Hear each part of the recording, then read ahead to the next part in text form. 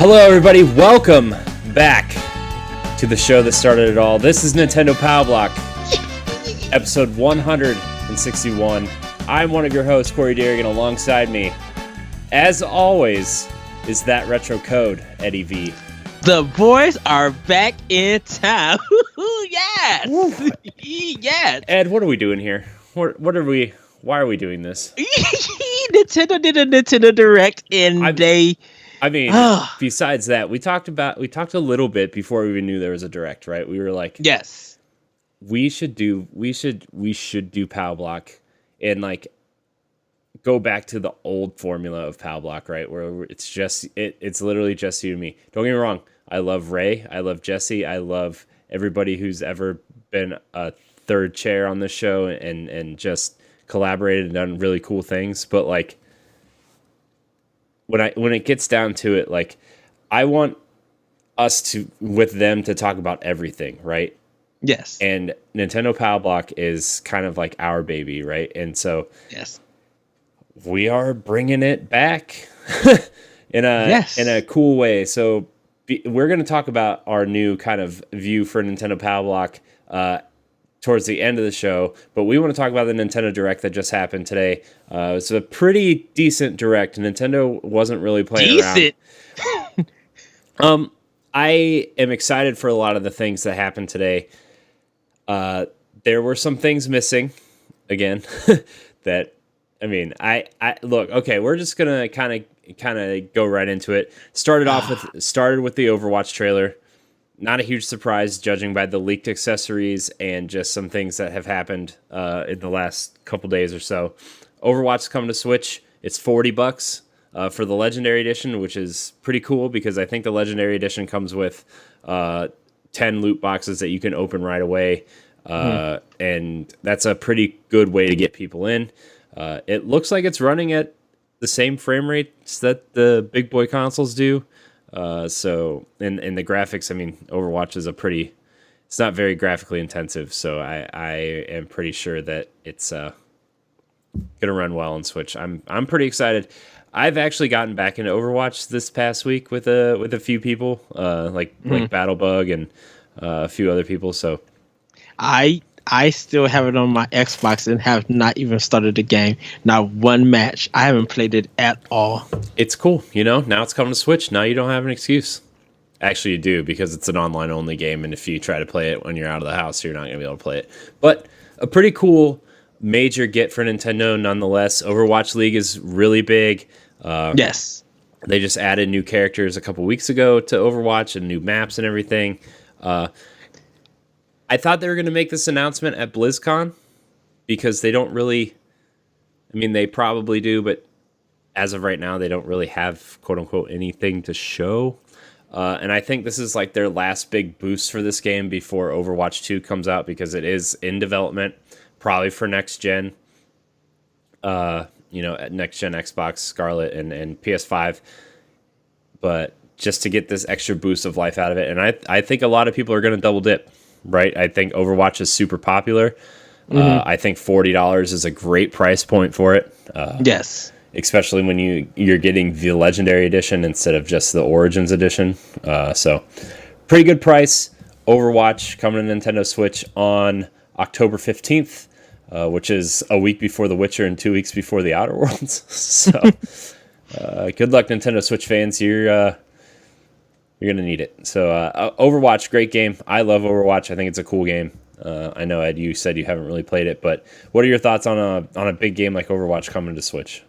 Well, I initially, one of my predictions was that they were going to save it for last. Like, they was going to end the show with Overwatch because it has a big community, and people kind of were excited when that case leaked. But then when they showed it, people were just like, okay, cool. And in a way, Nintendo was a little bit shady. Shady in the fact that... I've never heard Ed say Nintendo's shady before. Shady in the fact that they didn't give this game really any time. They just showed it and be like, okay, the new thing is you got motion control. Okay, bye Overwatch. Now let's get into the Nintendo Direct. Like, I kind of feel like this is somewhat payback in a sense to Blizzard because Blizzard was being so coy about and kind of defensive. They didn't know they wanted to bring Overwatch, and it's just like you are seeing the fans' request for this game to be on the system. You've seen how people reacted with Diablo 3. Well, I think that Nintendo has always been very anytime a big and I think they're still stuck in this. I think they need to really get away from it, right? But I think they like to make bringing specific games an event. I think they like to make it an event for fans, and Overwatch is one of those games where they might want to make it an event for that week because, like, you know, they really, ever since launch, really, they used to position one huge game per month. And now it just seems like every week we are getting a huge, massive game on Nintendo Switch, which is awesome. My wallet is crying because I can't afford all these awesome games, nor do I have the time to play any of them because I'm so sucked into I'm still sucked into Fire Emblem, and I just got Astral Chain, which I want to start real bad, but I think pairing Overwatch with The Witcher with the Outer Worlds, like that month, outside of first party games is going to be a huge month for Nintendo, and Overwatch is kind of like, boom, here it is, here we are, where you get to play this awesome game on Switch. But Blizzard is late, So is everybody else. The only to be fair, Doom was late, Wolfenstein was late, The Witcher is extremely late. Yes. A lot of these major games are late. Because of the technical issues of Switch. I think there's only been like a handful of third party games that haven't been late to the party. Like NBA 2K isn't late to the party. And that's, by the way, if you're looking for a great version of the game to take with you, the Switch version is great. FIFA is, well, that's EA. That's a whole different discussion. Yeah, but the game still came out at the same time as the others, is my point. It's not the same version, but it is there. But it's just, these third party games are late to Switch. But Blizzard knew if you made a statement, okay, you see the success of Switch and some other games, but if you, as a company president, seeing that your employees, 75% of your employees and more, are bringing their Switch to the office and playing it, wouldn't that give you incentives to be like, okay, if this thing is popular with my employees and I'm seeing all of this good stuff, we need to start working on this game for Switch now. I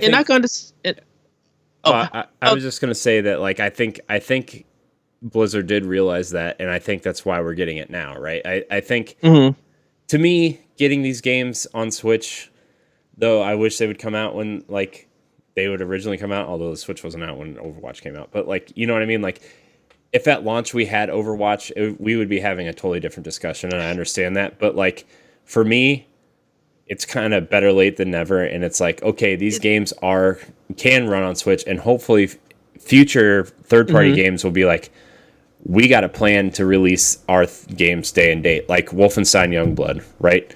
Day and date, same as the other versions.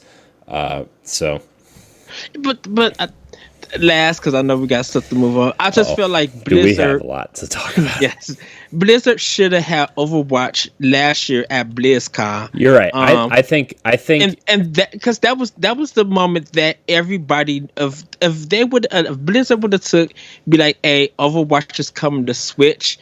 And they don't even have to show more. They could just show a little bit trailer and just say Overwatch coming to Nintendo Switch 2019. Everybody, no speculations, no rumors, none of that would have even mattered.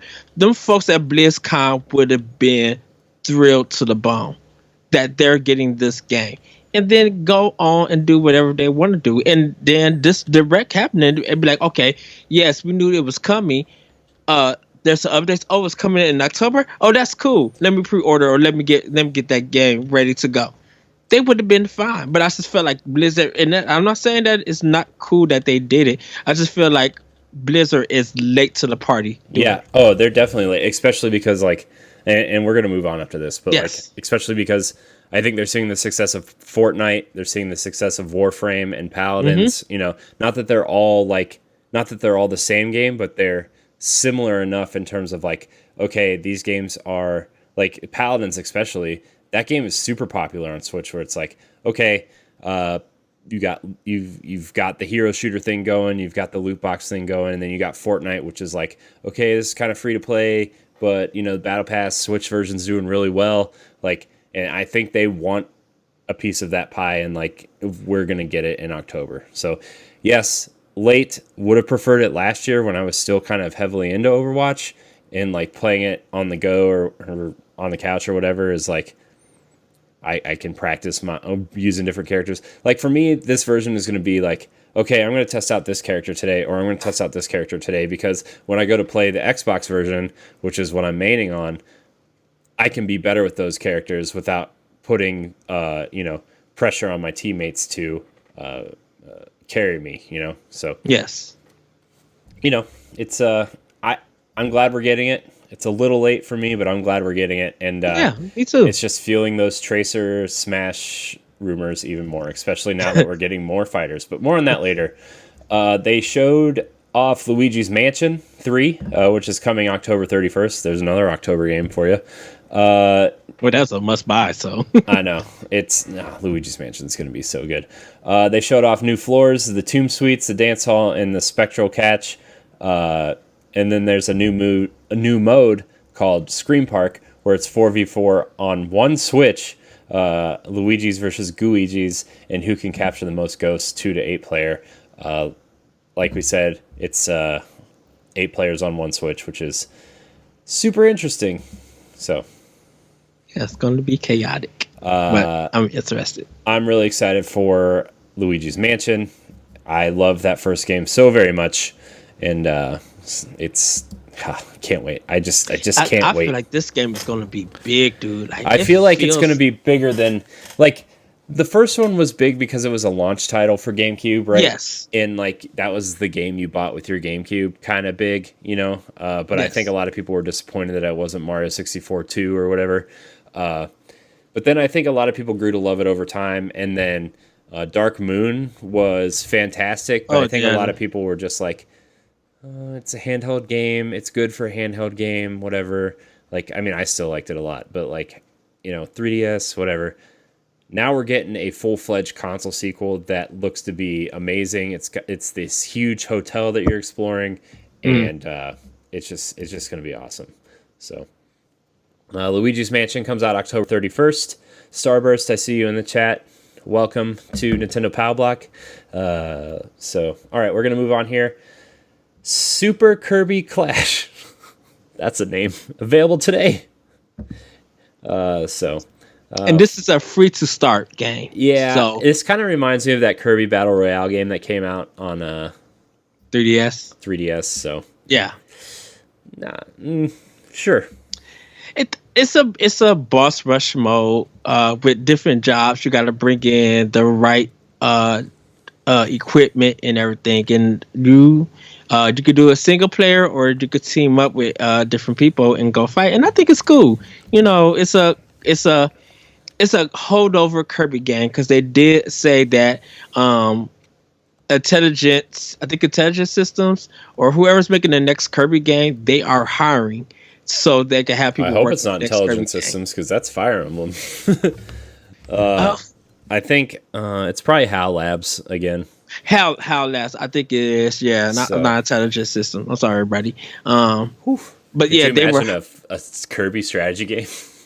That would be I would literally be here for it. Oh man, that would be super interesting.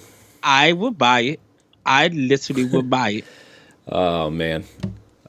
So we're moving on. Speaking of picking jobs, Trials of Mana is coming April 24th. This game is a remake of Super Nintendo game, correct? Yes. Super Nintendo. Trials of Mana never came out here in the US, right? But it was super popular in Japan. Okay, so right? You're more. This is more your area. Okay, so Secret of Mana. I know Secret of Mana. Secret of Mana came out and it was very popular. It did well. Secret of Mana 2, which is Trials of Mana, never came because they did Secret of Evermore when Square Enix or Squaresoft at that time had an American developer. So they passed on Secret of Mana 2 and did Secret of Evermore, which is a great game, by the way. And so it was all localized and everything ready to come. But like I said, they passed on it. When they released the Collection of Mana in Japan, they had Secret of Mana 2, and everybody was wondering if we was ever going to get it. So now that we have the Collection of Mana, we have the original version of Secret of Mana 2, but they renamed it Trials of Mana. So because the Trials of Mana is just a new name for it. Now this remake is something completely unexpected but brand new. So they took that old game and just and really changed it up. So yeah, that's kind of the story behind it. Yeah. So I mean, I think it looks awesome. This game I am really, really excited for. I think it kind of looks like, it almost looks like an action RPG version of Dragon Quest in the way that the characters look and the style of the world. I was about to say the same thing. I was thinking more of Dragon Ball Toriyama artwork. Yeah, well, that's how I was just like, ooh, this looks like Dragon Ball, but I'm down for it. Yeah, so I mean, I'm really excited. April 24th, that game is coming. Really, really cool. You can pick your classes. You can choose 1 out of 6 classes. You can do all types of combos and everything and stuff. So really cool game. I highly recommend you check it out if you're into action RPGs. That trailer looked amazing. So yes. Okay. This next game is coming this fall. It was a hit indie game on Steam called Return of the Obra Dinn. It's a black and white kind of walking sim mystery. You have to solve a mystery. Like you play the role of an insurance salesman, and you go on this boat, and everybody on the boat is dead, and you have to figure out how everybody died on the boat. And you kind of go on, and you kind of try to solve these little mysteries and see stories about everybody and put together this story. It's a really neat game. Yes. I don't know if it's kind of like my cup of tea really, but if you like games like Gone Home or Tacoma or like Firewatch, those types of games, this game kind of fits in that wheelhouse of game, and I think a lot of people really enjoyed it when they played it. It's definitely up my alley of a game because it kind of reminds me a little bit of Hotel Dusk 201, and I love that game. So it's giving, and I love mysteries. So I'm definitely going to get this. I know that it got a lot of high praise on PC. So for it to come to Switch, which is a big surprise, like out of the blue, no one expected this game to be on that system, on Switch. So yeah, this is one for me. And I don't know how much it's going to be. I'm assuming $20 probably. I think $20 would be good. Yeah, for a nice digital version. I don't think it's much more than that on Steam. If it is, I think it's only $20 on Steam. So yeah, and it's been on sale quite a few times since it was released. So check it out. Let's see here. Our next, we're gonna move on here. The working title Town that was shown during the summer is now called Little Town Hero, made by Game Freak. You play as a character named Ace. You fight monsters with, quote, ideas. Choose the right one to win. You can walk around the town and have others join you in the fight. Music is done by Undertale's creator, Toby Fox. So basically, it's a JRPG that takes place in one town.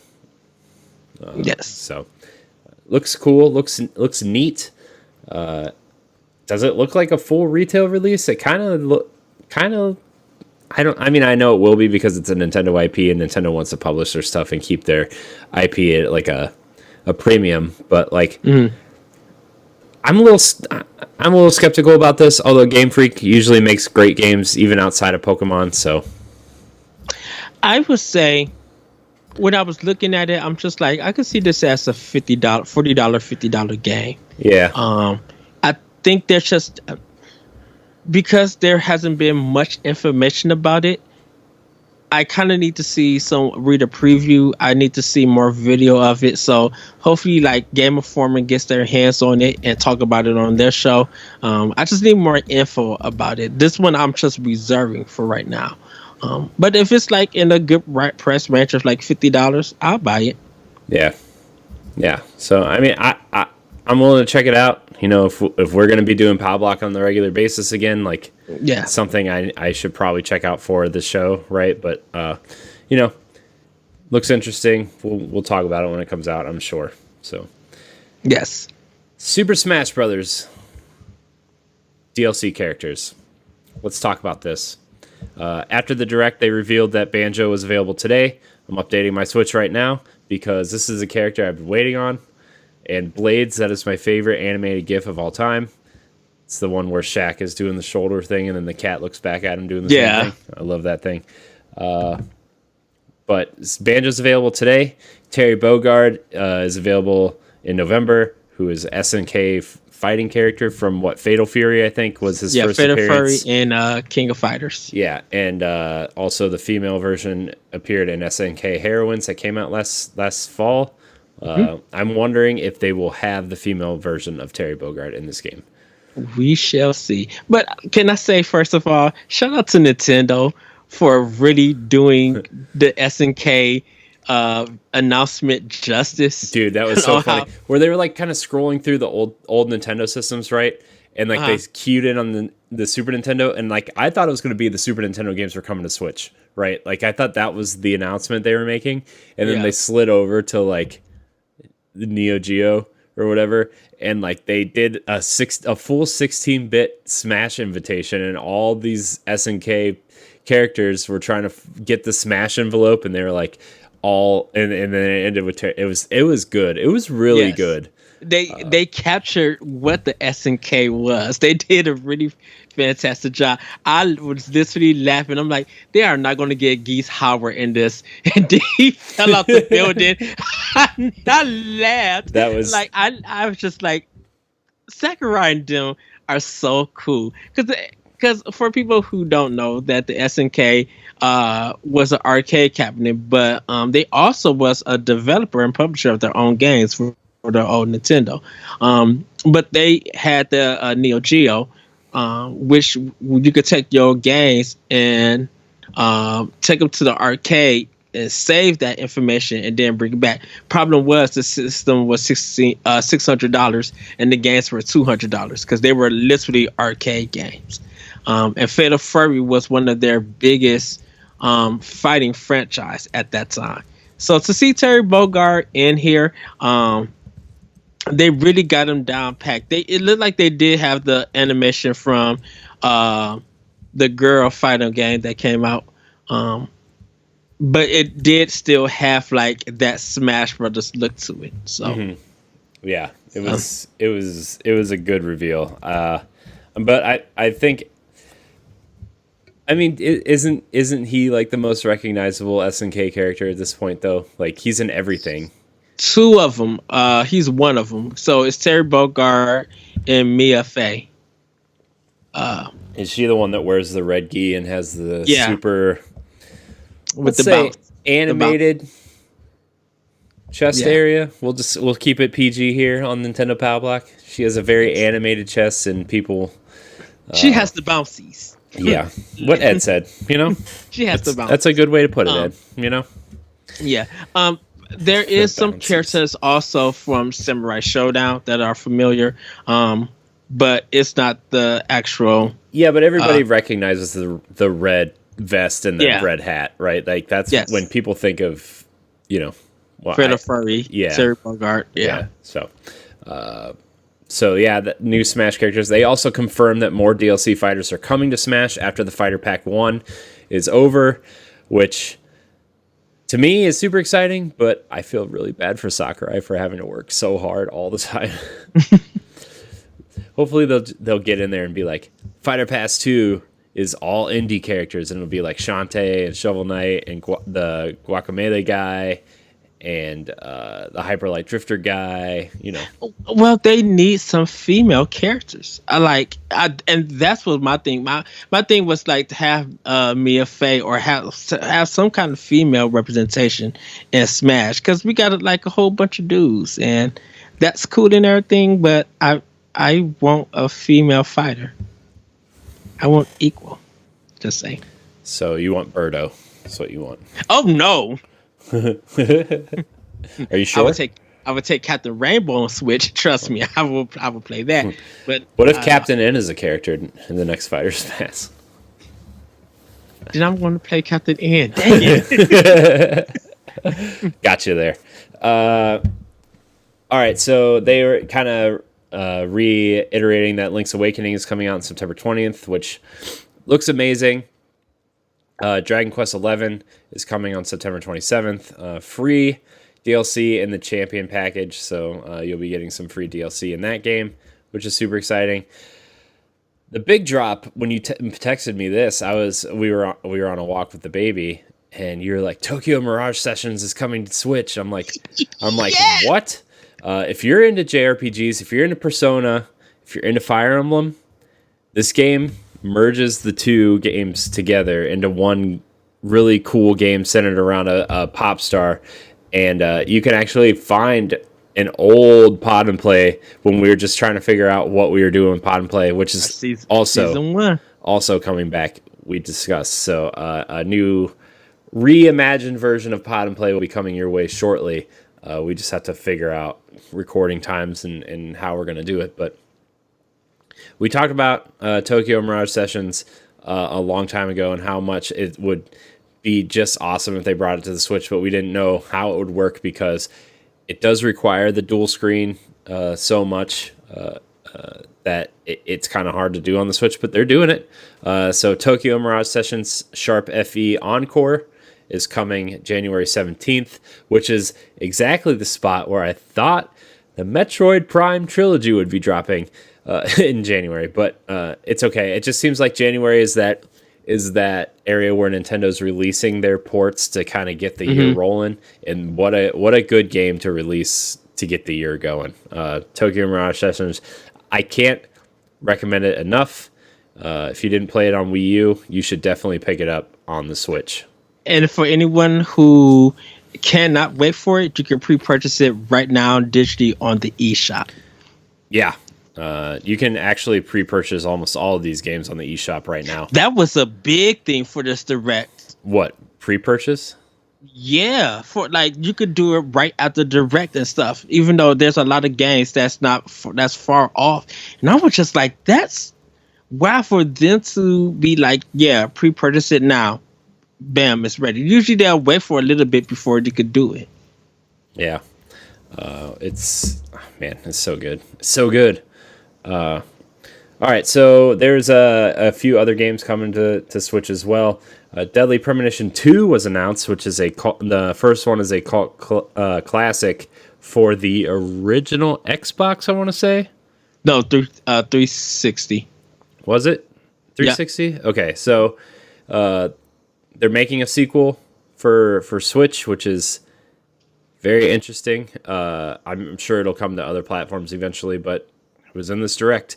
And also available today is Deadly Premonition Origins, which is kind of like a reworked version of the first game. So yes, very cool. Very, very cool. And I kind of like the art style for Premonition 2. It kind of looks like it kind of reminds me of Life is Strange a little bit. Yeah. Which is a series that I wish was on Switch. Those games are awesome. But yeah, so trailers are on the eShop, so you can check those out. Divinity Original Sin 2 Definitive Edition also released today. I know Ray talks awfully high of that game. The first one, right? The first one. He hasn't responded back to me. I don't know what his level of hype was.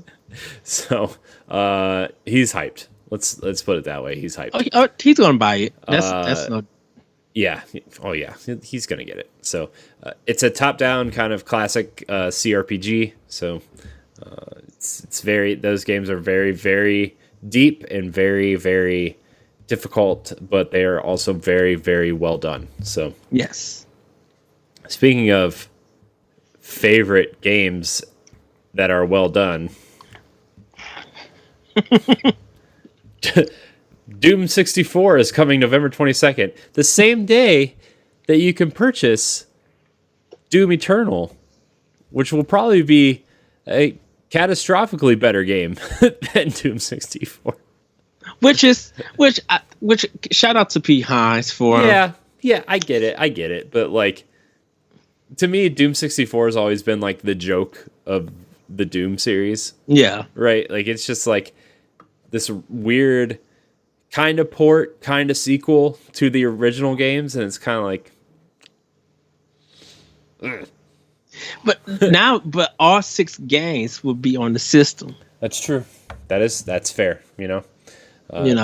Bethesda's, I gotta give it to Bethesda. They've really been supporting this system. Look, Nintendo gave more love to Doom 64 than they did to Overwatch, so that says something. It's fair. You know what? That's fair. It's fair.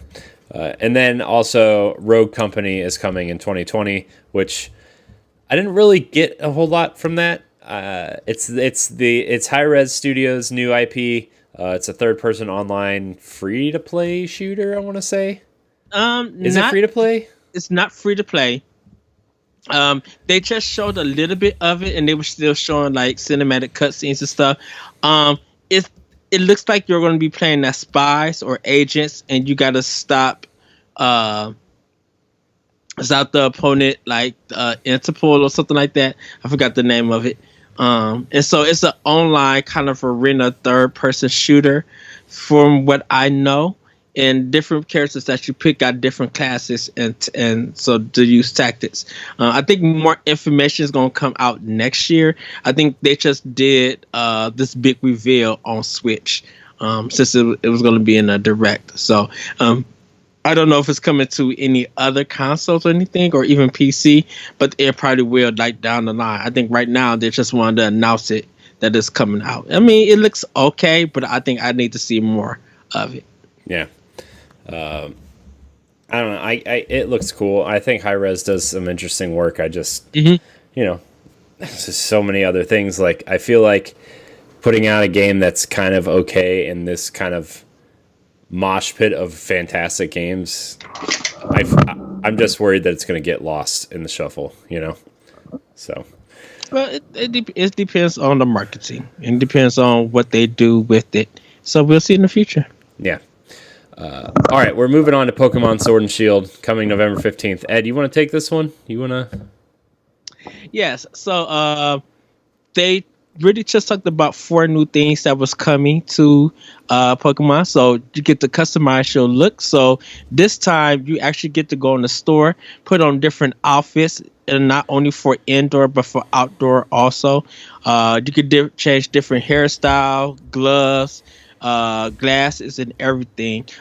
They show mostly more of a female. Then they show like kind of a male, but a lot of good stuff that you'll be able to see.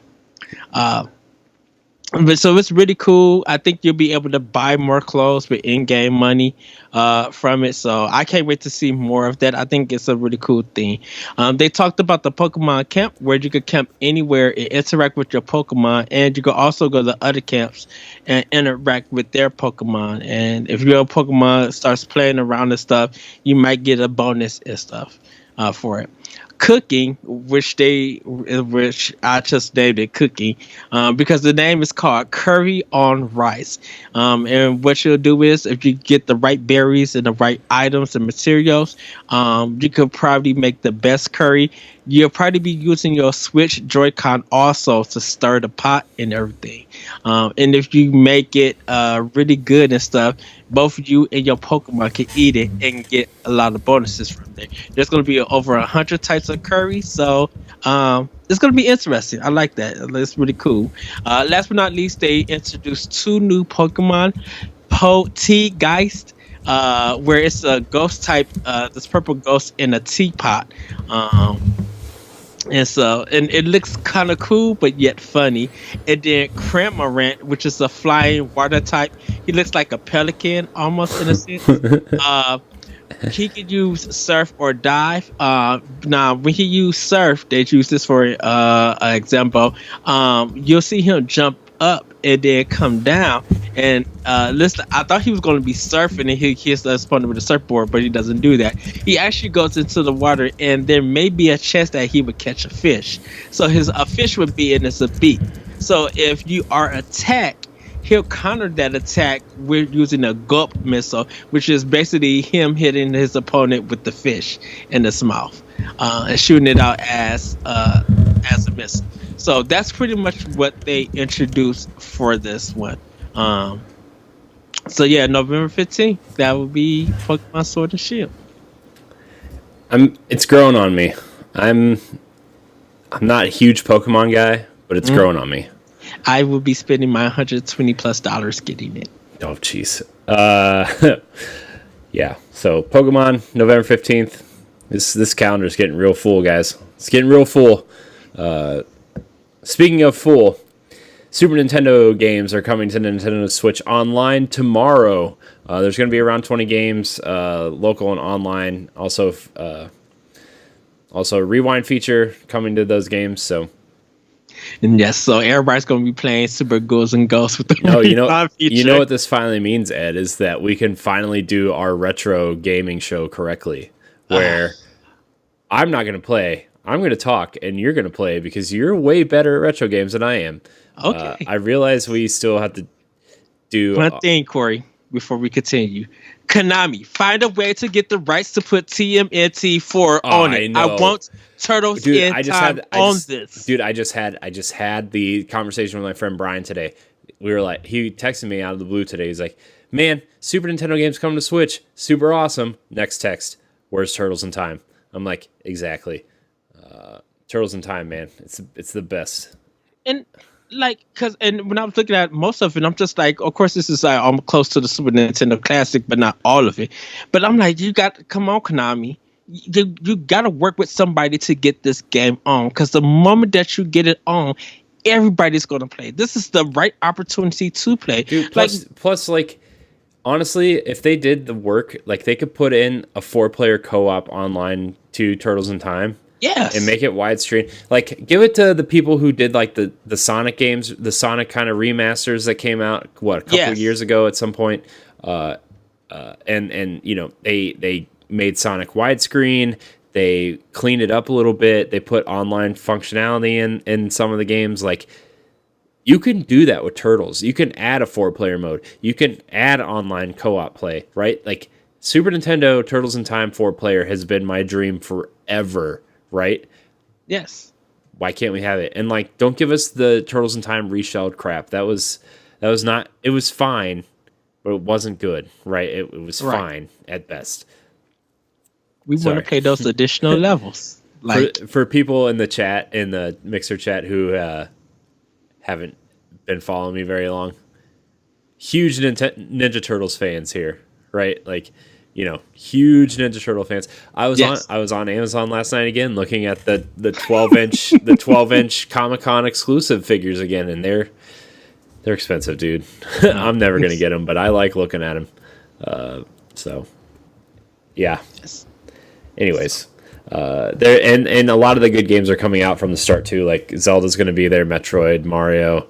Star Fox is going to be there, so a lot of yes, a lot of the ones you expect to be there are there right away. So yeah, hopefully Super Punch Out, Gradius, like there's a lot of Super Nintendo games that could be on that system. Chrono Trigger, Secret of Mana, Final Fantasy 3, like there's a ton. Yeah. And everybody now about to hop on, or they're definitely now about to renew their subscription because everybody bought it in September pretty much, and everybody just like, yep, now it's worth $20. Yep.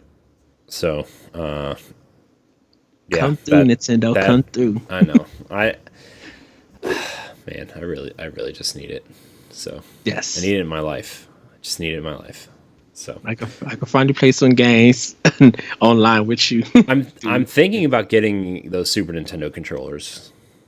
I want I the want the NES Fam- ones, but like, I want the Super Famicom ones. what, the ones with the colored buttons? Yes, Yeah. they're doing it in Japan, and I was just like, ooh. See, I like the purple. Like, I like the classic purple. I do too. I mean, Yeah. I don't really like understand the multicolored buttons thing. Like, I mean, I get it, but like, personally, I don't get it. I think the purple looks better. It was just something people thought that it looked cool at the time when it came out because the purple and the gray just looked to kind of blend. But everybody liked the fact that it was a 6-button controller. Color didn't really match, but then to see like Japan get something different than us, everybody was just like, "Oh, I want the Super Famicom one." Right. So, Essie's in the chat. Hello, Essie. Welcome to Nintendo Pow Block. This is our weekly Nintendo podcast. Ed and I are going to, continue to do weekly from now on. So, very excited. Yes. Very excited that you're here. Very excited that Blades and Juby are in the chat as well. Anyways, back to the show. Tetris 99, an update is available on September 5th, and the physical edition is coming out. It's coming out on Friday. It's getting an update, 2.0 update, which is adding the Invictus mode, which is you can't play that mode until you win one match. So that's very, very cool. Very, very cool mode. Tetris 99. It's gonna break my brain. I've come in second. I've come in second. Mm-hmm. Like 30 something times. I cannot get the win. I just can't get the win. You know, I just can't. I gotta get back into it. Trust me. Once I start playing Tetris 99, I'm sick. You know, not sick. I'm like sucked in for a good 45 minutes. Yeah, playing match after match after match. It's just. I'm you know. So, anyways, Tetris 99, great game. If you have a Switch, you should download it. It's free if you have the Nintendo online stuff. So, yes, it's a great game. If not, go get Puyo Puyo Tetris. Oh yeah, Puyo Puyo Tetris. Oh, it's a great game. By the way, I just played Puyo Puyo Tetris the other night. By the way, it's very good. Nice. Very, very good. Anyways, next on the list, Mario and Sonic at the Olympic Games, November 5th. They have the 8-bit games, which takes the sprites from the old Mario and Sonic games and kind of, lets them.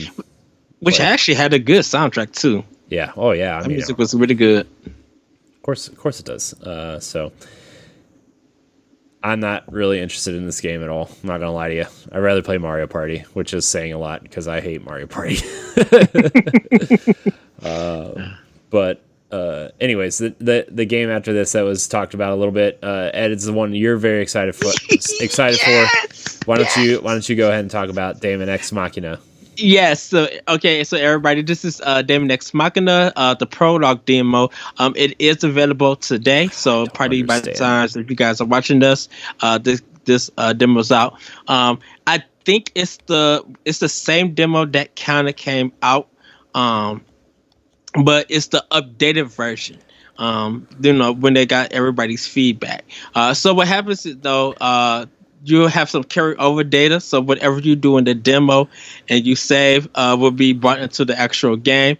You can play this in co-op 4-player mode for a demo, but it's only local wireless. And when the actual game come out, it will have full online. So you will need Nintendo Switch Online to play this game. By the looks of it, this game will work on Nintendo Switch and on Nintendo Switch Lite. So, if you're thinking of getting a Switch Lite and having that game on the go with you on that time, you can also do that. It looks really good. I cannot wait to download this demo and play it. The game comes out September 13th. So, everybody get ready. And I kind of like how they talked about if you never played the mecha game, this is a good one to start out with. It looks like they really cleaned up a lot of stuff, and it looks just like it's been on my most wanted list ever since they showed it at last E3. Like, this was my number one game that I was waiting to play. I even talked about how the flying in this is better than the flying in Anthem, and that says a lot. So if you guys are up to it, I definitely do recommend giving it a try. It might not even be your cup of tea, but like, give it a try, because I think mecha games like this and this action and this style is like, it's really cool that someone is willing to bring it back. So yeah, and you got some really great top developers who are making this game. Yeah, I played the demo, and like I was kind of shocked, but like I was in the very small minority of people that didn't care for it. That demo. But like you said, when we were playing Anthem, say what you will about Anthem, but the flying felt really awesome, and going from Anthem to this kind of felt, different, to say the least. So, look, I'll download the demo. We'll probably do some sort of video on YouTube about it, just to play it. But I still wait and see for me, to be 100% honest with you. I want to see it kind of. Yeah, and it was good. At least Marvelous, who are making this game, at least they said, we're putting this demo out to get your feedback. So even if you don't like it, let us know what you don't like, so we can work to make this game better. And that's what I feel like they actually did their job, because they got a lot of feedback from people who got the survey to submit their answers, and to people who just straight out tweeted them on social media, telling them their thoughts and stuff. So they did their job with that demo. So I'm excited to play this demo on my Switch. Mm-hmm. Yeah, definitely. So I'll be checking out the demo, and sure we'll be talking about it in the weeks to come. Yes. So the Switch is getting a Star Wars game. Very interesting. A lot of people consider this to be the best of the 90s Star Wars games, early 2000s Star Wars games. Star Wars Jedi Knight 2 Jedi Outcast is coming September 24th. It is a remaster of the game of the same name, where you play Kyle Katarn, who is kind of an outcast Jedi fighting through the Star Wars universe. And you can play it in either first or third person. I think a lot of people liked it because it was the first time it really felt like you were using a lightsaber. Mm-hmm. I played it this game at all. Oh, I played it on GameCube. It was fine. Like I think a lot of people liked it on PC a lot better, but it was, for me, it was fine. Like, it was cool, but I think there are better Star Wars games out there. Knights of the Old Republic series being one, Republic Commando being one. So, but again, this is like an early PC kind of thing. So it's like, if you appreciate those old PC games, this game is coming to Switch now. I hope they fix some controls, because the GameCube version didn't really control very well. But again, that was like 20 years ago. So whatever. Gosh, 20 years, really? Makes my head hurt so bad. Yeah, Sorry, everybody. I just had to like. Yeah, I'm going to pass on this one. I looked at it and I was just like, this is like the N64 game meets the Atari Jaguar. This doesn't look good at all. I mean, it's a early 90s PC game, or late 90s, early 2000s PC game. It's not going to look good. Okay. It's not supposed to look good. Okay. It's like when sense. I mean, honestly, the graphics kind of remind me of that Turok remaster. Yes, it does. Ooh. By the way, Turok, great game. No fog in the Switch version, by the way. So, yeah. Also, a reminder: they showed the Witcher trailer for Switch. It's can't believe they're getting this game to run on Switch, and a lot of people who have played it said that it's a miracle how well it runs. Like, a complete miracle.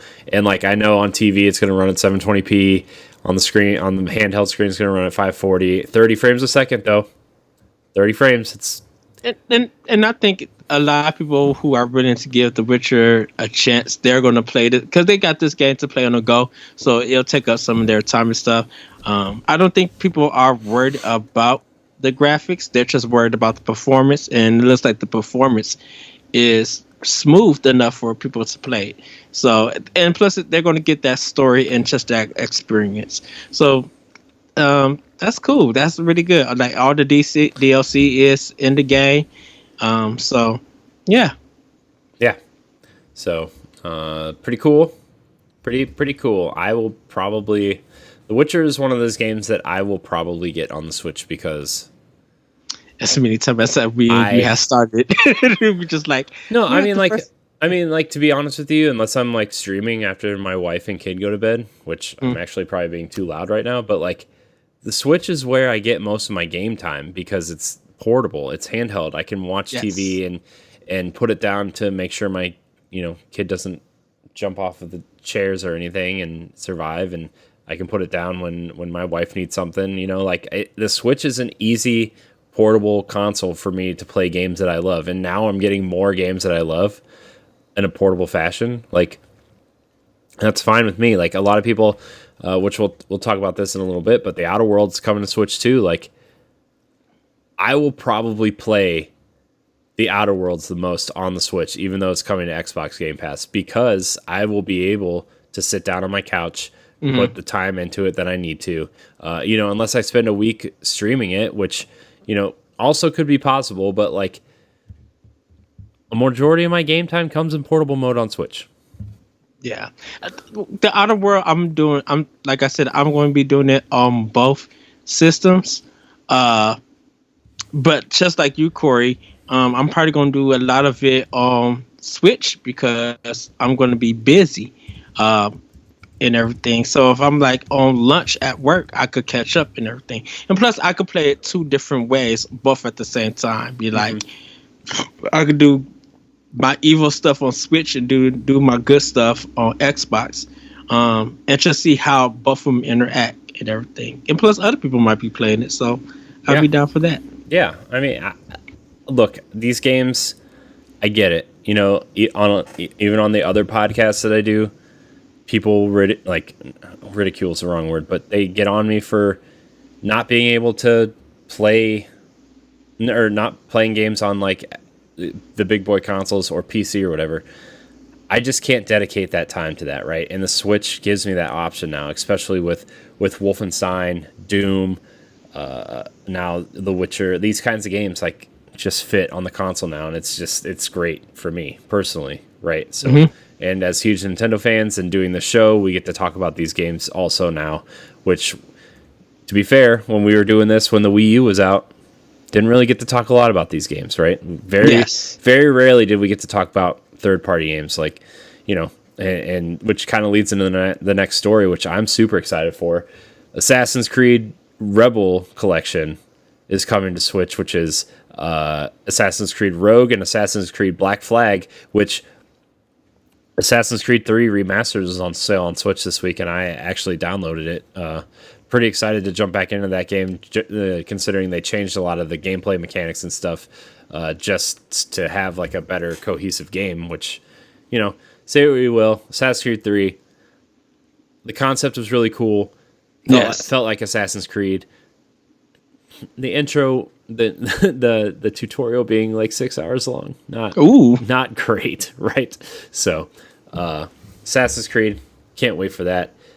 Especially because I've never played Rogue, which is like me neither. A lot of people say is secretly one of the better ones because it's Black Flag, but in reverse. So, and I have Black Flag on my Xbox One, and I need to start that. I have Black Flag on my Wii U. That's where I played it. Stuck at 94.6% because the multiplayer stuff didn't work on the Wii U. You know what? We're going to complete this game on Switch. We're going to try to get this 100% on Switch. Dude, I put like 70 hours into that game. It was so good. So good. I know what you... Yes. Oh, so good. Now all I need is my Batman collection on Switch, and I will be good to go. Look, there's like a list of 10 games that still need to come to Switch from Wii U that I really want to have on my Switch, so I can unplug my Wii U finally. Not that I'm playing those games on Wii U, but you know what I mean.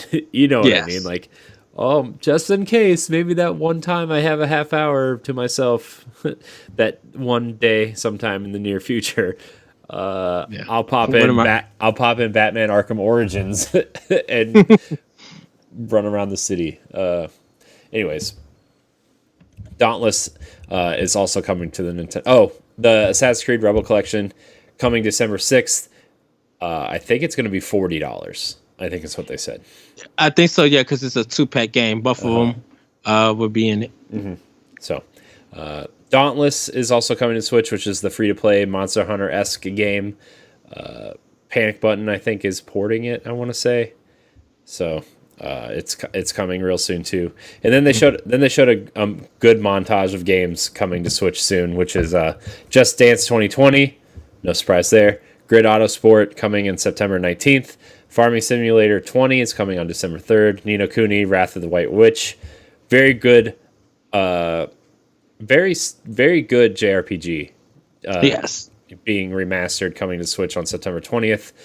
NBA 2K20 is coming on September 6th, which I'm very excited for. Call of Cthulhu is coming on October 8th. Which is weird because I know the game is out, but I thought it was out on Switch also. I didn't know that it got delayed or pushed back. I don't even really know what that game is, to be quite honest with you.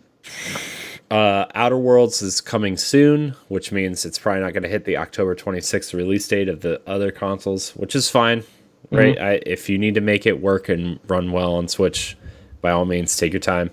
Devil May Cry 2 Remastered coming September 19th. Now, before we go, I know a lot of people don't like Devil May Cry 2. I still recommend people should play. To me, it's a good game. Definitely action scenes. I have a feeling we'll get 3 soon. We'll probably get 4 soon. I have a feeling that we're getting DMC next year. It would not surprise me if all of these games eventually make their way over. I really hope at least up to 5, right? Like I think maybe 5 might be a little too. Well, nah, that's not true now either. If you're getting The Witcher and stuff like that, like even if it ran at 30 frames, like Bayonetta runs on it. I don't know, man. I will take whatever I can get at this point on Switch. If I could get the DMC definitive edition, I'm good. Like literally, they put that out for $30 and I'll pay it. Be like, give me. This is what I want, because I think people will buy that game on Switch. Yeah. So, whew, boy. And then the last but not least, Vampire is finally coming to Switch on October 29th, which is Don't Nod, right? Yeah. They the people behind the first Life is Strange game, their vampire game is coming to Switch, which is an interesting premise. I feel like it got like a lot of 7s, but a lot of people were singing its praises even though it got 7s. You know what I mean? Like I think a lot of people appreciate what the game was trying to do, even though some things didn't really work out. So yes, which I like to see, right? So then they gave a recap of Animal Crossing New Horizon, which is coming on March 20th. The Nook phone contains apps for crafting and more. Nook Miles give you bonuses. Season changing leads to new people. Day and night cycles are also in the game, obviously, because it's every day kind of changes the game. 4-player co-op on one system, local and online, up to 8 players for that. So yes, Animal Crossing, I know a lot of people are looking forward to. That's another game that requires a major time sink, and yeah. I don't know. Yeah, I'll get it because I want to play it and I want to see. But it's probably not a game I'm going to stick with.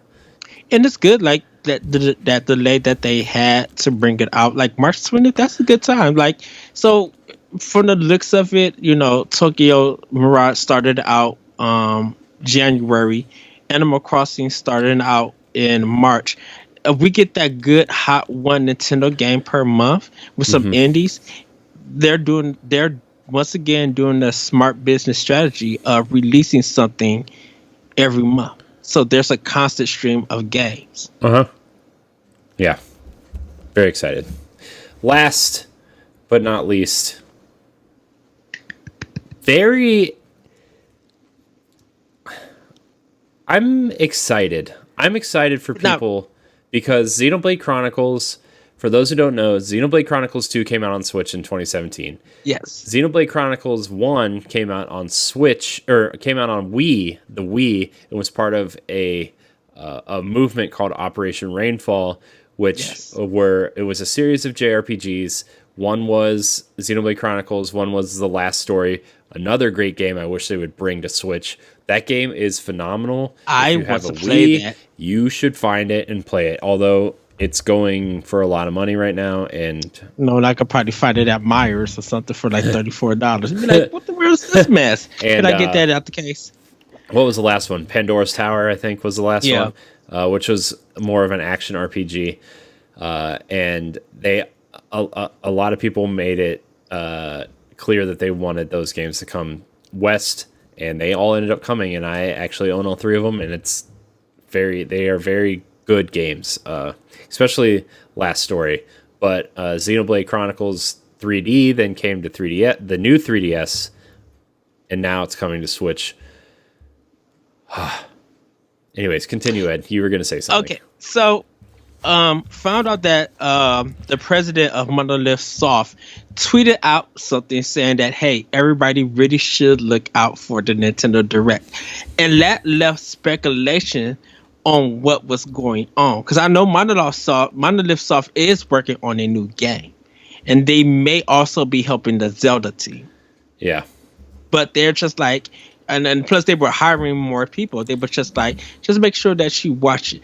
I did not expect that Xenoblade Chronicles would be a re-release on Switch, and this is a remaster version. I thought since they put it on 3DS, yes, that we wouldn't be getting it on Switch, right? Because I mean, it wasn't very long after the Switch came out that they put it on 3DS, right? So like, I was just like, if we get a remaster of a Xenoblade game, it's probably going to be X. Although they said that would require a lot more work than they anticipated, and it would have to be like a lot of fans would have to really, really want it, and B, like they would have to dedicate resources that maybe they can't because they're working on their new project. Plus, yes, a lot of people don't know that, like you said, Monolith helped create the foundation of what Breath of the Wild is in terms of terrain and making a big open space to run around in. So, yeah, I am really happy because I tried to play this on 3DS, and boy, that screen is tiny for a giant, massive, open RPG. Yeah, and I think this being on Switch, it's going to be better because it's going to look a little bit cleaner and crisper. So I'm all for it.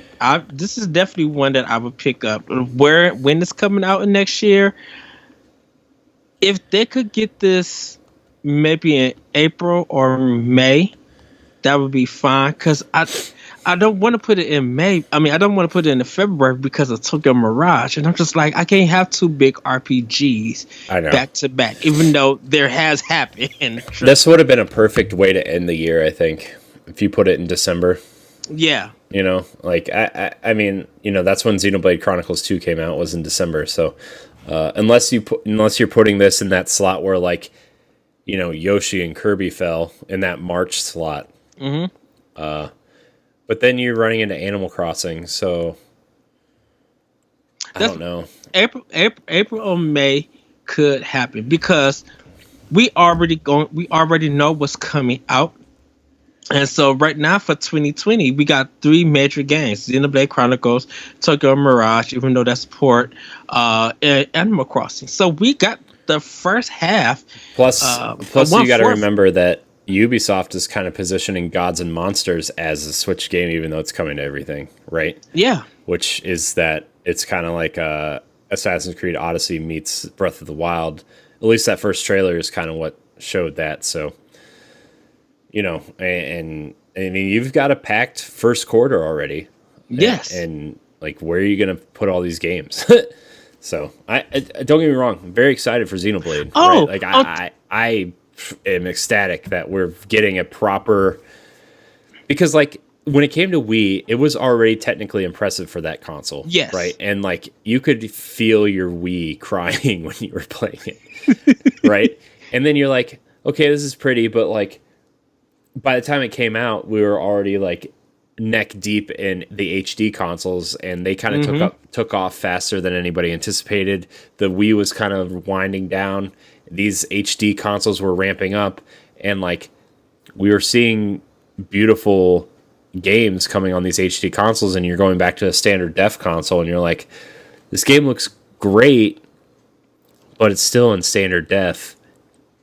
And now we're getting a proper HD version of one of the best JRPGs to come to a Nintendo platform. Is just, it's good. It's good. I'm very excited.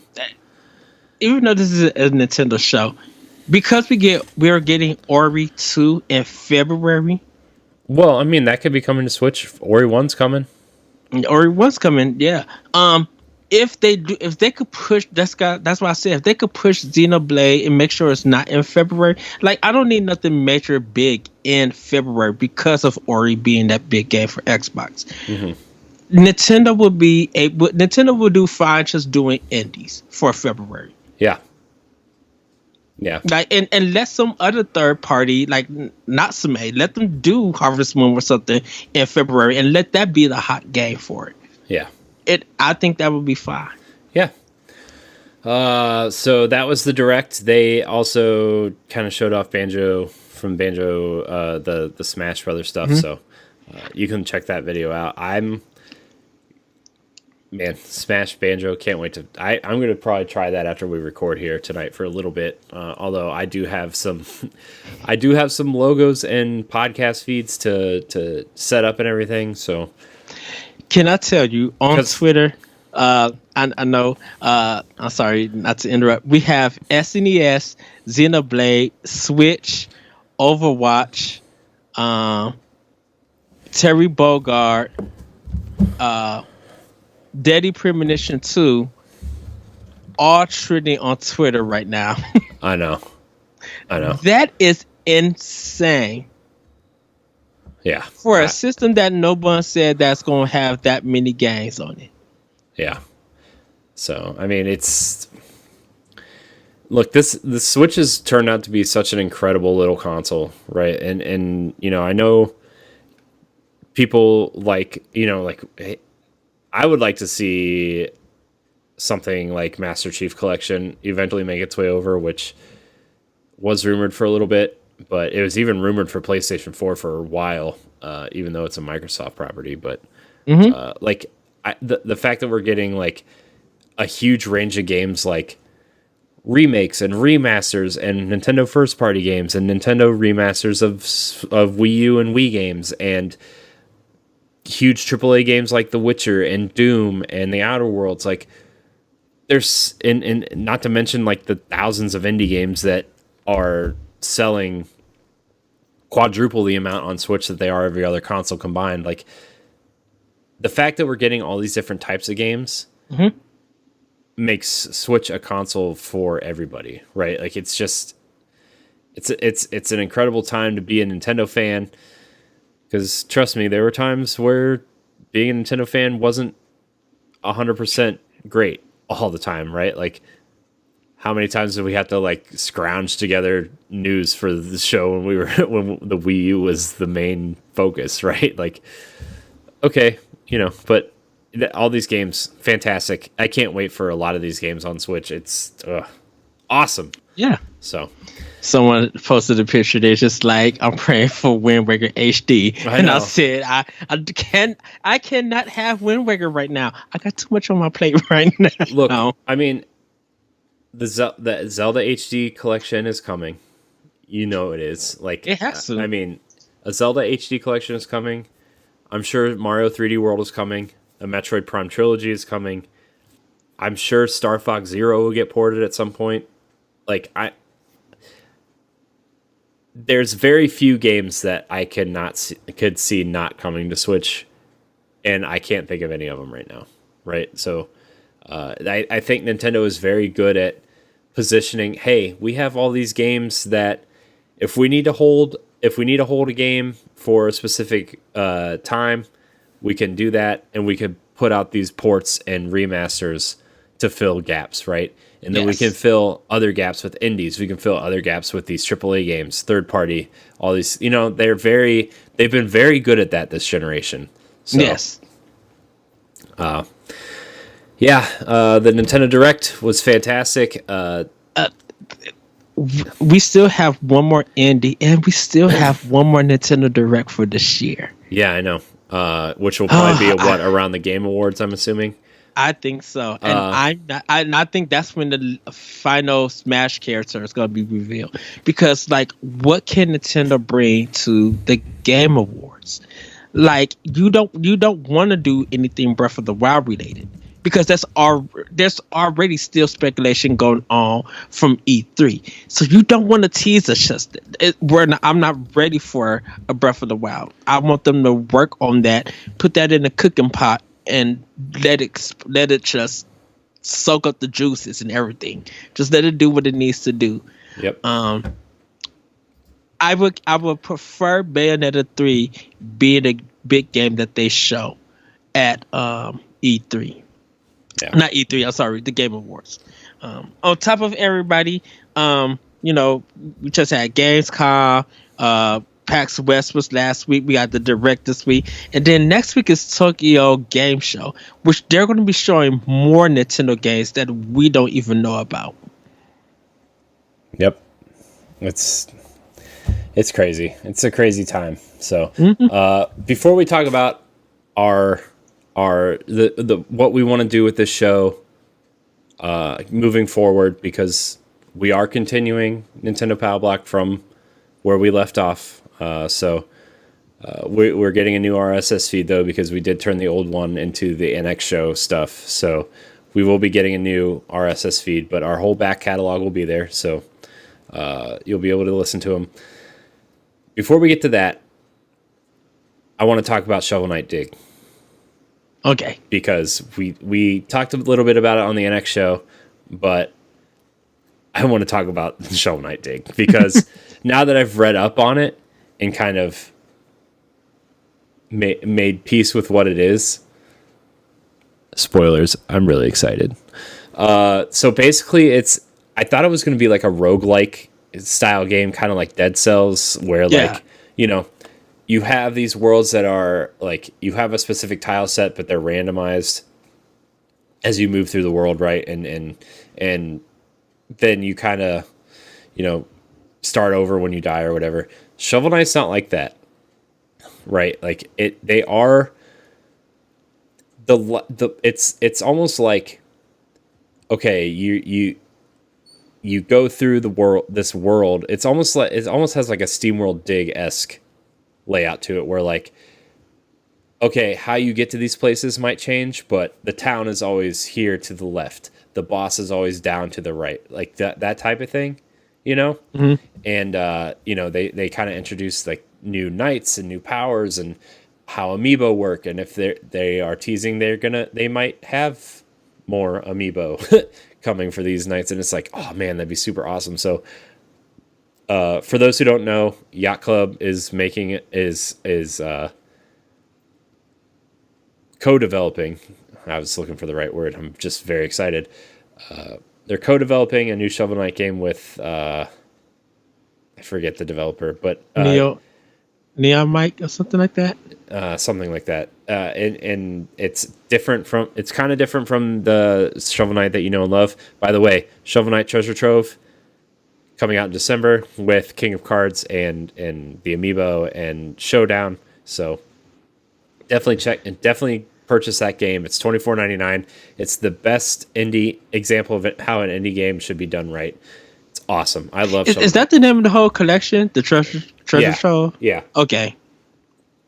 Because I don't own Shovel Knight for Switch. I still have it on Wii U. Yeah. But when it was announced in the DLC, I'm just like, you know what? I'd rather wait till everything comes out so I can buy it. You can buy each game for $10 each, or you can get the Treasure Trove for $24.99. So it's actually a pretty good deal and all the campaigns are fantastic.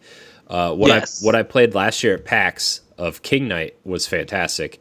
The only one that's not as good as the other ones is Plague Knight, but it's still a really good game. So check it out. But Dig is kind of like so Shovel Knight looks like a really, really good NES game, where Shovel Knight Dig looks like a very, very polished 2D 32-bit game that you would see on, like, I would almost compare not the art style directly, but like how good it looks to something like Symphony of the Night, right? Where like it's just really super polished 2D sprites and animations and everything. So I just wanted to just clarify that I'm very excited for Shovel Knight Dig. So Yeah, I'm going to buy it. yeah, I thought the new knights look cool. Like Spore Knight is a knight that his power is like poison because he's a mushroom. He looks really cool. Dig Knight looks really cool, which is kind of like the main hook of the game. By the way, you can dig in this game. That's why it's called Shovel Knight Dig. You kind of dig down, almost SteamWorld Dig-esque, where you kind of dig down and make your own path to the different areas. So very cool, very excited. So now that we're done with that, Ed, Yes. I kind of want to talk about what our plan is for this show, right? Like we started Nintendo Pow Block, what, 5 years ago at this point? Mm-hmm. Yeah. And we started Pow Block, and then we kind of brought it into the Nerds Gone Rogue family of shows. And then we kind of expanded Nerds Gone Rogue into a way where it wasn't mismanaged, but it was getting hard to manage, you know, Arsenal X and Pow Block and Nerds Gone Rogue and Nerds Gone Platinum and the B-Sides and all these other shows that were part of the network, right? So yeah. we came to the decision that we were going to do the NX show and the NX project, which is going to combine Nintendo Pow Block, Arsenal X, and all kind of like the small spin-off shows, like when we did Javelins for Hire, which was our short-lived Anthem podcast, and Tower Casuals, which I still want to get going. Seasonal shows. Sure, we'll go with that. You know, we had all these little spin-off show ideas, and we kind of just combined them together, and we were like, look, the NX show, we're just going to come together and talk about video games. You know, Nintendo and Xbox mostly, because those were the shows we were combining. You know, we talk a little bit about PlayStation also, or games that are available on PlayStation, but the NX show was for us to kind of have a longer form show where we could talk about anything, where we didn't have to cut conversations off because we weren't talking about that specific subject, right? Yes.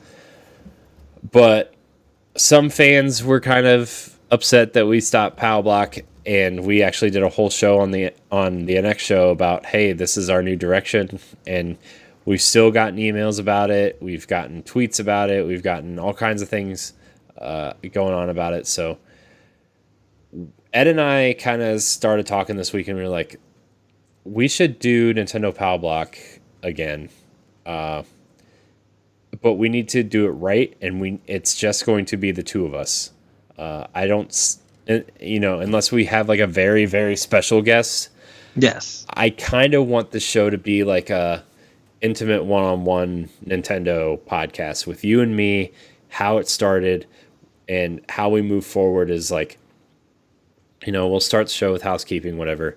Talk about the Nintendo games we've been playing for a little bit, and we do like little like deep dives on the news stories, right? And it'll be like 90 minutes, right? Like it'll probably be a longer show, and yes, and, we're gonna do it live here on Mixer, and then we're gonna put it up on podcast feeds and try to get it up on Spotify and streaming services within the next couple weeks or so. I want it to be the Nintendo show that we always loved to do before, right? Like I want it to be us. I want it to be engaging. I want fans to chat with us in the Mixer chat, which we've had a pretty active Mixer chat tonight. I don't know if you have the chat open or not, Ed, but it's been pretty active tonight. You know, and I want people to ask us questions in the chat, and this is how we're going to interact with people is through our chat, right? And you can email us at nintendopowblock@gmail.com. It's still open. Still a few questions in there. You know, I kind of wanted to focus on the direct tonight because that was pretty big, and I think it was a pretty good way to launch this show, right? Was just to, launch it with this direct talk, and so I kind of want to do that. I want to answer questions. I want you guys to email us. We talked about doing like bonus episodes where if a game comes out that we both really, really, really love, that we're going to do deep dives on them, deep dives on Nintendo first party games. So I think we have a pretty solid plan with how we want Nintendo Pow Block to go. So, and we're going to kind of let everybody know what games are coming out this week, and we're going to have like a pick of the week style game where we're like, hey, this game's coming out. These are all the games coming out this week. What's your pick of the week? And we'll go from there. So we have a pretty solid plan for Pow Block. This is the show that I've always loved. You've always loved. Yes. And like, it wasn't a mistake taking it away, but we had a different plan of taking it. We had a different direction of taking it because of the NX show. Yeah. The NX project, I should say. And it to me personally, at least, it just not doing the show for the last, 12 to 14 weeks, I think it's been now since the NX show. Like, it just kind of felt like something was missing, because we always used to talk Nintendo all the time. And like, not that we don't do now, but like, I missed keeping up with all the Nintendo news and Nintendo stuff. And I felt like we were kind of getting farther and farther away from that with the NX show, because we were streaming it, and, Jesse and Ray primarily play on Xbox, and I mean, we do too, in terms of the other consoles, but Nintendo is where our hearts are. Yes. And so I think this is like doing a live show on Mixer, getting it up on podcast services, like, is a good way to just get us there. So, I mean, do you have any thoughts on what you expect from doing this new version of the show and kind of moving forward from here? I think it's going to be us showing our passion when it comes to games, but our like biggest passion for Nintendo. Some people still view Nintendo in a certain way, but we view it in a different way, and we just want to showcase that more. I love the format. I love, hopefully more people who watch this will get involved and ask us questions. And, if one of my things is that I know I'm probably going to say some insane stuff because that's kind of who I am. But sometimes that insane stuff is me kind of seeing Nintendo in a different way that most people don't see them. Mm-hmm. And I always say that when I talk about Nintendo and some of the decisions that they make, a lot of people don't think of Nintendo probably just as America, but they don't think it as Japan. And if you don't know kind of how business stuff happens in Japan, you kind of won't understand some of their business decisions and ideas. So, please be prepared for that. I love everybody. I love everyone who listens and watches. I'm just preparing everybody because we have some new listeners and some new viewers, and they may think that Ed is completely wrong. Hey, I don't agree with. Look, Ed has. How do we say this? Ed has been. People don't always agree with Ed's opinions on things. A lot of times. So that's just.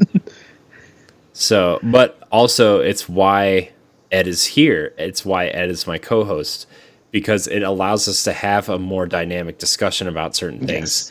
Yes. And, we will not always disagree, or we will not always agree. Like, we will disagree on a lot of things, to be 100% honest with you. But I think that makes for interesting discussion. I think that makes for an interesting podcast. I think it gives us that back and forth we need to have an interesting show. And the fact that it's just the two of us now is like, it kind of feels like we're coming home a little bit. So, yeah, but I mean, that's. But I could say I'm hyped. I'm excited. We got a lot of games. We got stories and news coming out. We get to spend more time not trying to rush anything, but we get to focus on one company, their product that they're bringing out, and just really like dive in with our passion on why we like Nintendo and talking about Nintendo and their games. And hopefully for the discussions that we have that, maybe it will inspire other people to sometimes look Nintendo in a different light, but look forward to some of the games and things that they're releasing. Yeah. Maybe not everybody started their gaming with Nintendo, and that's fine. When we talk about Nintendo, there's going to be some historic things that we may bring up that I personally feel like sometimes you should go and look at, and experience it. Those who have a Switch, if you're just getting into gaming, do look at these Nintendo online games and the Super NES games. Like, take a look at them and see why people have a affinity and a love for Nintendo. Mm-hmm. And ask us those Nintendo questions. We're ready to ask them. They could be like easy questions or something that's going to really make us think and have a conversation. I cannot wait. I always love getting your guys' questions. And deep diving into the news, trust me, there's a lot of news to cover now. Yeah, for sure. So, I mean, like, we're going to do this show live every week or, because we want to have that live show experience. Mm-hmm. There may be one or two episodes, like if one of us goes on vacation or one of us is out of town or has something to do, right? We will kind of fill those episodes in with kind of like what I would call like an evergreen episode where like maybe we record 2 episodes back to back one week and then we'll release them on podcast services, we in with a week in between, right? So, I mean, we are going to try our best not to miss a week in terms of putting it up on the podcast service or on our YouTube page or on the website or anything. But like, this is what we want to do. This is our vision for Nintendo Pow Block. This is what we kind of think the show should be. So, I'm excited that it's back. I'm really, really excited that this show is back. And I part of me does kind of feel bad that we're like, quote unquote, leaving people out. Like, Jesse was a big part of this show for a long time, right? And Jesse's a lot of the reason why we merged the shows together because we love talking both consoles with Jesse, right? We love talking Xbox and Nintendo and whatever else we're playing with him. So that's how the NX show became the NX show, but Nintendo Pow Block is I've been missing it sorely. So I really don't have a lot else to say about the future of Pow Block except that we're back. I think we're gonna record on Thursday nights. Mostly you just follow at that retro code or at Corey and HD713 on Twitter to see when we're recording, but most of the time it'll be Thursday nights right here on Mixer. It'll be at both of our Mixer accounts. I'm going to try to figure out Restream and get it up on both of our accounts so we can co-stream it. Yes. And get people involved on both streams and all of our followers. So that'll be a good time. And that's the plan, and we're still going to stream the NX show here. We're going to stream all the shows here on Mixer. Getting that live audience is key, I think. So also, I think you'll be able to watch the NX show on Ray's Twitch channel too. So if you want to head over there and subscribe to him, that'd be cool too.